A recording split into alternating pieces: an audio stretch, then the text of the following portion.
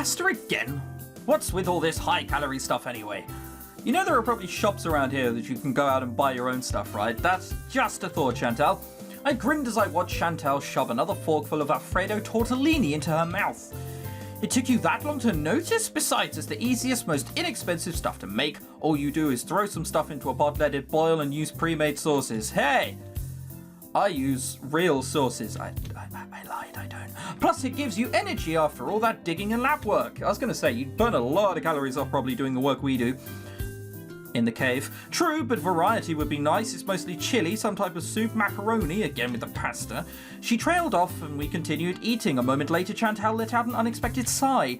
Something up. Is it about the food again? No, I feel bad about what happened with DeAndre. He was already struggling to pass the elective and the near fall made it worse. Did it? Plus, it's kind of my fault too. How is it your fault? I wonder if they'll fail him. Our Sting can do that? Of course, our teachers aren't here. For us to pass, we need to at least perform satisfactorily. Basically, don't break stuff, don't fumble on our document reports, and finish our square. I think about it, I hardly see him in the cave at all. Our chat continued until... We got 4 weeks. I mean, I think it'll be okay. Our chat continued until we finished our meals. While I gathered the dishes, my mind drifted to DeAndre. I really hope they won't fail him for an accident. How was he anyway? At lunch, he laughed and even retold the story to the students who weren't there. Should I go find DeAndre or talk to Hendrik about it? Definitely going to talk to Hendrik. I misclicked! Can you believe... Gonna have to go to DeAndre now. Gutted. I missed him at dinner and I didn't see him hanging at the campfire site as usual. I walked around the museum before entering it, but there was still no sign of him. This was definitely out of the ordinary. Unless he was at the cave. I jogged along the path, which is definitely not a dark filter over a light day. Holy shit, that could not be more blatant if you tried. Stopping halfway once I found the little trail that led through the forest. In the middle of the night. I heard a loud grunt followed by a rustle. DeAndre walked up to the spear embedded in the haystack. That's not where I was thinking he was at all. I thought he was actually bothering to do cave stuff. With one hand, he yanked it out and returned to a farther distance. Hey DeAndre, what are you doing here? He barely glanced in my direction before he took a wide lunge and launched the spear using the lateral thrower. It missed the hay by a few feet and he groaned disappointedly before turning to me. Clearing my thoughts. Is it about the accident? That and a bunch of other things. I'm convinced I'm going to fail this elective, which means signing up for another course in the fall. At least it's only one course. Oh, how horribly and terribly optimistic you are. Yes, but I was hoping to finish this summer so I could finish on my rugby career. Even if it's one course, it'll mess up my schedule, and I promised my team I'd focus 110% this fall. You can only give 100% no matter how much you try, but I admire your effort. Me and my big mouth. I didn't think I'd struggle with rocks and dirt, but here I am. Well, it's difficult. Whatever. Better start packing if I already know the result. Why don't you try again? I'm sure you'll pass now that you know how to dig and do the lab work. And mess up a second time. I'm not exactly a science guy. Most of my courses have been English related. We all have our weak points. It's... Don't say that. Say shit like he can get better. Christ. It's not as easy to absorb a subject you never studied before in the span of 4 weeks. It's not much, but I could help you too if you retook the elective. There we go, see? Commitment is what that is. Would you? If you don't mind a fellow student teaching you, I'm not... Strong arms enveloped me, and I was pressed against his chest. Merci beaucoup. I'm sure I'll pass this time. I weakly patted his back as I struggled to speak. Great, DeAndre. Can't breathe. I felt his body jolt and he quickly withdrew as I took in a deep breath. Sorry about that, was caught up in the moment. With Kalen being understaffed, this means a lot to me. Did you come to see how I was doing? Of course, I was worried about you, DeAndre. Oh, thanks for caring, Mel. I'm fine, I only needed some fresh air and to take my mind off of things.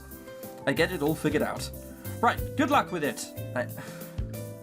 There we are, so we've just committed to helping him. What hero of the people we are. Look at that rush now, man. It's so high. Still sort of think we needed to do culture, but whatever. Let's just make sure we're on the right ones. Volunteer, volunteer, lab, inquire. So these are the ones where you don't need to. Make sure we're digging here. Volunteer. Cave, we're already there. Catch. And then lab again. God damn it, we found ourselves doing more fucking shit again. Ugh. Okay, that'll do. The halfway point, huh? Today, Kalen Cave would receive an influx of new students, meaning repeated lectures and speeches. I could count on Kyla, Chantal, and Dexter returning, and of course, the main excavation team, but... and DeAndre, I thought DeAndre was... As usual, the truck pulled up before the closed gate. Augustine hopped out and unlocked it before returning to his vehicle to park it elsewhere. Cherie approached me, patting her purse. Have a $5. I have your journal. Oh, god damn it. Not a $5 then. Please go over it when you have the chance. Will do. Thanks, Cherie. She disappeared into the museum. As time passed, more and more students arrived. Unlike the first time, I immediately greeted them with broken French, then explained I could not speak it well. They responded in English with various degrees of fluency, appreciating the warm welcome. Wonder if we're going to meet any of them. The promo art for this game would suggest that we're not. Hendrik and Rosemary arrived next. Hendrik gave a friendly wave as I hurried to meet them. Leaning down, he greeted me with a light kiss to both cheeks, and Rosemary followed suit. Hey kiddo, how was your weekend? Looks like you survived at least. I hope the scary sounds didn't keep you awake all night. I learned to drown them out with my headphones. Now I can actually sleep. Sounds? My uncle joked that the museum was haunted by the wrath of the Neanderthal we dug up, and she believed it.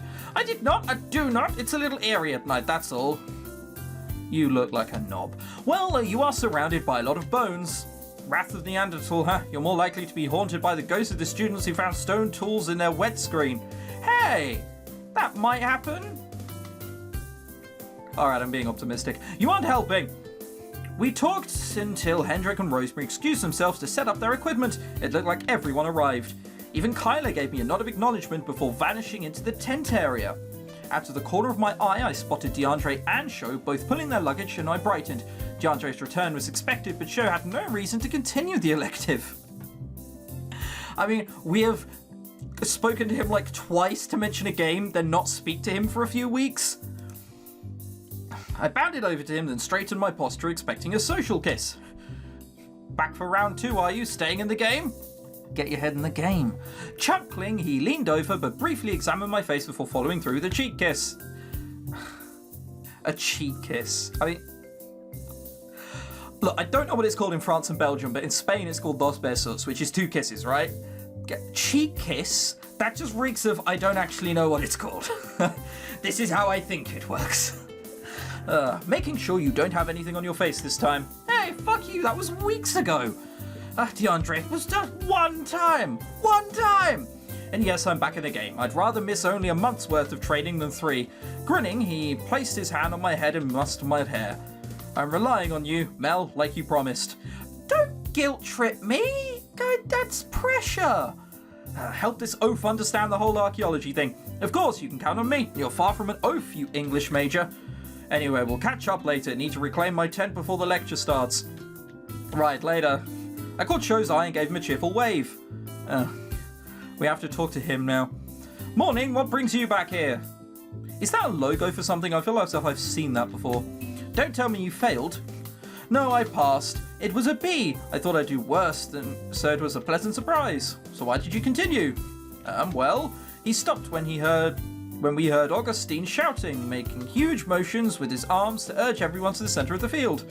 Sho dropped his voice to a whisper as students weaved around us. Because it's been a good experience for me. Before I could respond, everyone fell quiet as Augustine began talking and I turned to listen.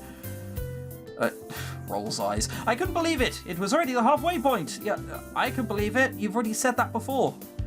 Time to make the most out of the last 4 weeks. Here's hoping, fingers crossed, we get to do more lab. Woohoo! Whoosh.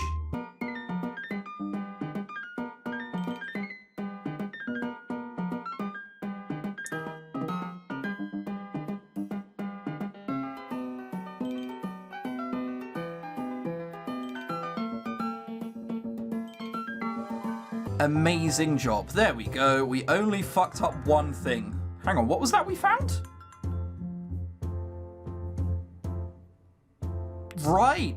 Okay, we found the fabled Ferrero Rocher woman. Well, I was getting better at the lab, but why is it so hard to write on bones? Cursing mentally, I cleaned the dip pen and then scratched its nib into the bone to remove the blotch. Careful, don't damage the bone.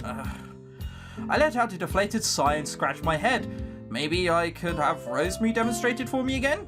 It's just writing some letters and numbers, though. Why am I struggling so much with the final step? Maybe I need to angle the pen more? He looks like he wants to say something. Oh, you reckon, do you? Do you need something, child? No, it's nothing. He hunched over his tools again, leaving me confused. Okay. Oh, we got out of that scene quickly. I just really don't like the shy person in visual novels. They annoy me. Oh, good. Another one.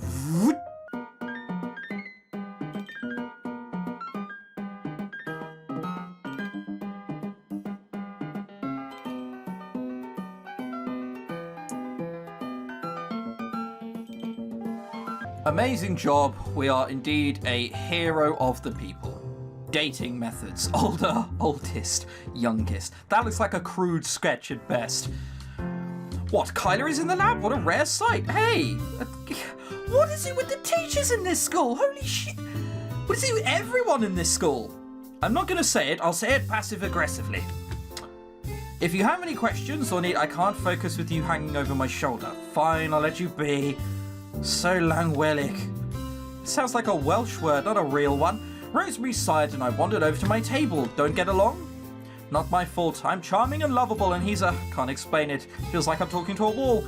If you yourself think that you're charming and lovable and a good person, chances are something's wrong. Or a square. A square?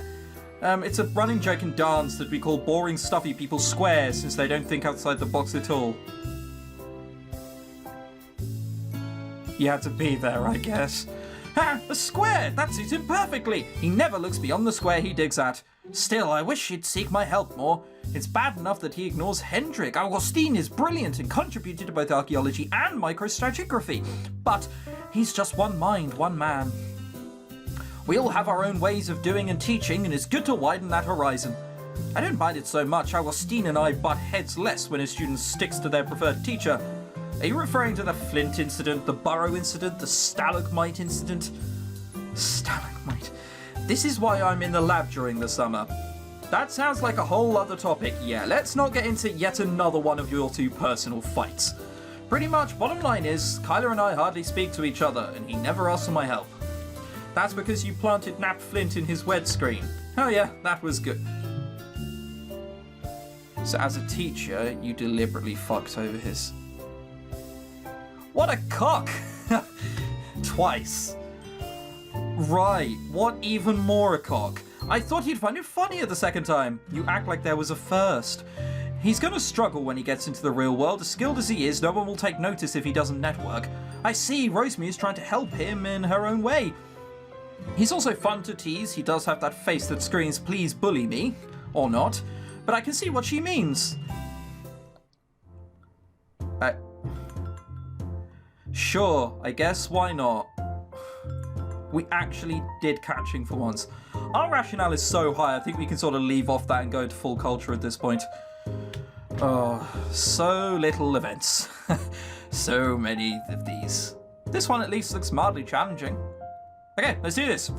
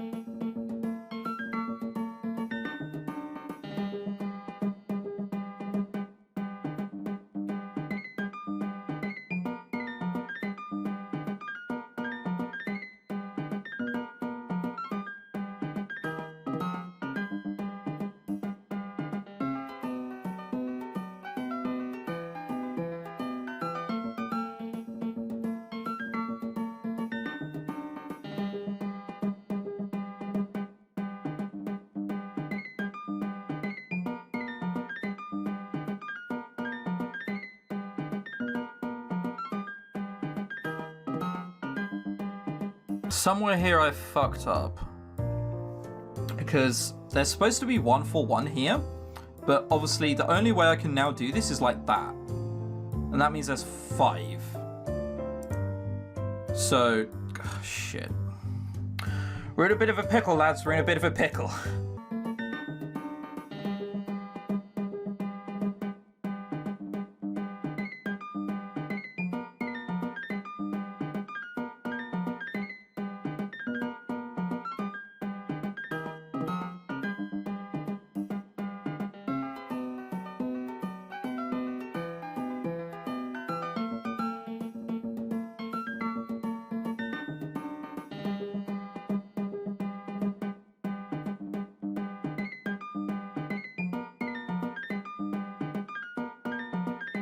Alright, so this did boil down to guesswork, but I'm gonna risk it being this?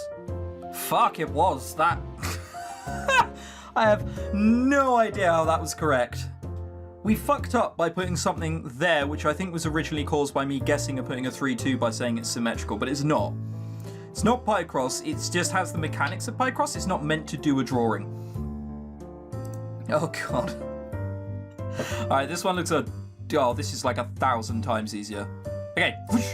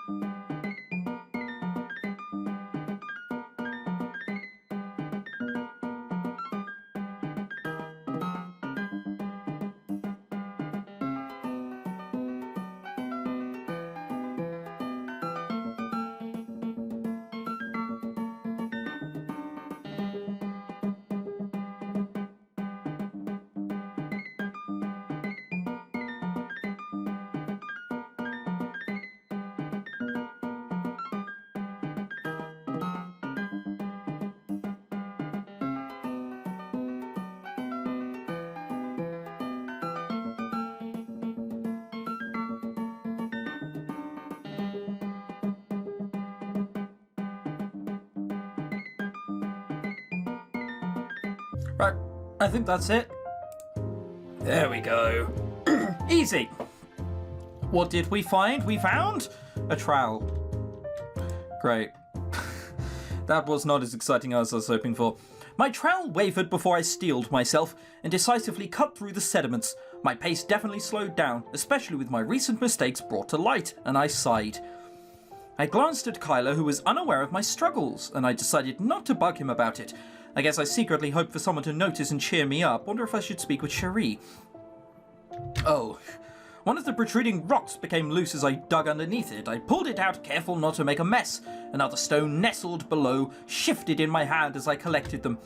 Assuming it was a fracture on the first rock, I tossed it into the bucket without a second look.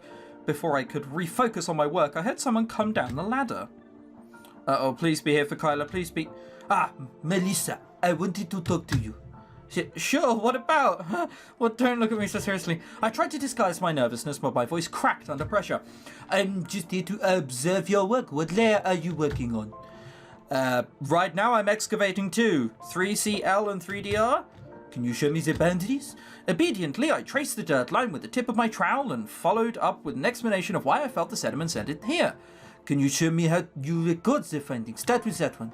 He gestured to a half-buried rib bone. I nodded, wondering if he was here to critique how I did the procedure.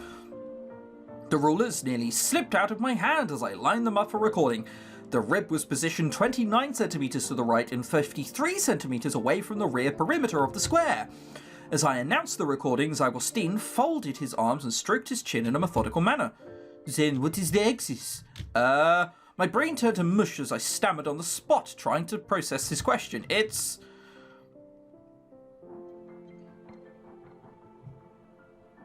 How the fuck? How am I supposed to know the answer to that question? Let's random it up, I guess. Let's leave it down to the eeny, meeny, miny, mo gods of democracy.